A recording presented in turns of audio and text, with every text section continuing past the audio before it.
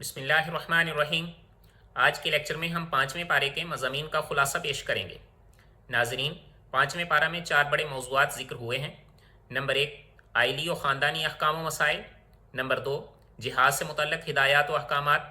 Number 3, मुनाफिकीन के बारे में अहले ईमान को अहकाम व हिदायत। नंबर 4, मुसलमान को नाहक कत्ल करने की मज़म्मत और इसकी सज़ा।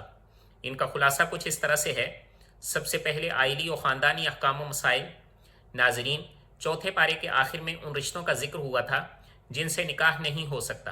5वें पारे के शुरू में इसी मौजू को आगे बढ़ाते हुए फरमाया कि इन जिक्र करदा रिश्तों के अलावा बाकी सारी औरतें तुम्हारे लिए हलाल हैं।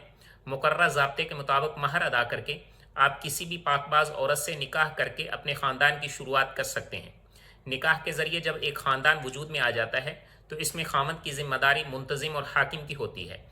लिहाजा ख़ानदान इसी की सरबराही में चलना चाहिए ताकि इंतशार व इफ्तिराक से बचा जा सके। फिर अगर खामद ये समझता है कि उसकी बीवी उसके सामने हुक्म उदूली और सरकशी का रवैया इख्तियार कर रही है तो इसको राह रास्त पर लाने के लिए तदरीजन 3 हिदायत की हैं।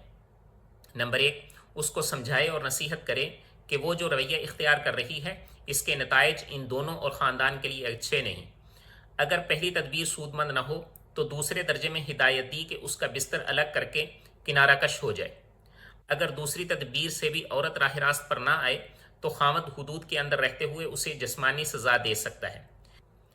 इन तदाबीर के बाद भी अगर मियाँ बीवी के दरमियान सही निभा ना हो रहा हो तो फिर दोनों के ख़ानदान वालों को आगे आना चाहिए। इसकी सूरत ये बताई कि एक मुनसिफ मर्द के ख़ानदान से आ जाए और एक मुनसिफ औरत के ख़ानदान से आ जाए। बैठकर दोनों की बात सुनें, जिसमें कमियों कोताही महसूस करें उसको तंबीह करें और समझाएं ताकि हत्तुल इम्कान ये रिश्ता खुश उसलूबी से चलता रहे। दूसरा अहम मौजू जिहाद से मुतल्लक़ हिदायत व अहकामात का है। जिहाद का हुक्म देते हुए अल्लाह ताला ने फरमाया कि तुम अल्लाह के रास्ते में जिहाद करते रहो जिसने तुम्हारी दुनियावी ज़िंदगी को उखरवी ज़िंदगी के बदले में ख़रीद लिया है। लिहाजा जिहाद करते हुए तुम मारे जाओ या कामयाब हो जाओ, हर हाल में तुम्हारे लिए अजर है। चूँकि इस राह में सबसे बड़ी रुकावट मौत का खौफ है, इसलिए फरमाया कि मौत से तो तुम कहीं भी नहीं बच सकते, वो तो चाहे तुम घरों या मजबूत कलों में भी रहो वहाँ भी आ जाएगी। जिहाद के अहकामात के ही ज़िमन में ये बयान भी आ गया कि अगर ऐन जंग के दौरान नमाज का वक़्त हो जाए तो फिर नमाज का क्या तरीक़ा है, जिसे फ़ुक़हा की इस्तिलाह में सलातुल खौफ कहते हैं। इसी के साथ हालत सफ़र में नमाज में तख़फ़ीफ़ का हुक्म भी फरमाया। तीसरा अहम मौजू मुनाफिकीन के बारे में अहले ईमान को अहकाम व हिदायत हैं। जिहाद की तरगीब के बाद मुसलमानों को मुनाफिकीन की तदबीरों और साजिशों से चुकन्ना रहने की तलकीन की और मुख्तलिफ अलामात बयान फरमा के इनकी पहचान भी करवाई। इनकी नुमाया अलामात ये हैं कि हीले बहानों से जंग से राह फ़रार इख्तियार करते हैं, इबादत बिलखुसूस नमाज में बहुत ज़्यादा सुस्ती करते हैं, अव्वल तो अल्लाह को याद ही नहीं करते और अगर करते हैं तो बस दिखलावे का।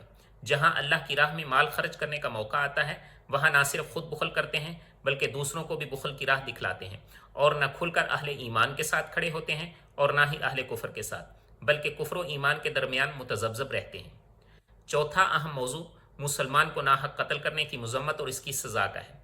किसी मुसलमान को जानबूझकर कत्ल करने पर बहुत सख्त लहजा में बात फरमाई कि जो कोई किसी मोमिन को जानबूझकर कत्ल करे इसकी सज़ा जहन्नम है जिसमें वो हमेशा रहेगा। इस पर अल्लाह का गज़ब हुआ, इस पर लानत की और इसके लिए अल्लाह ने बड़ा अजाब तैयार कर रखा है।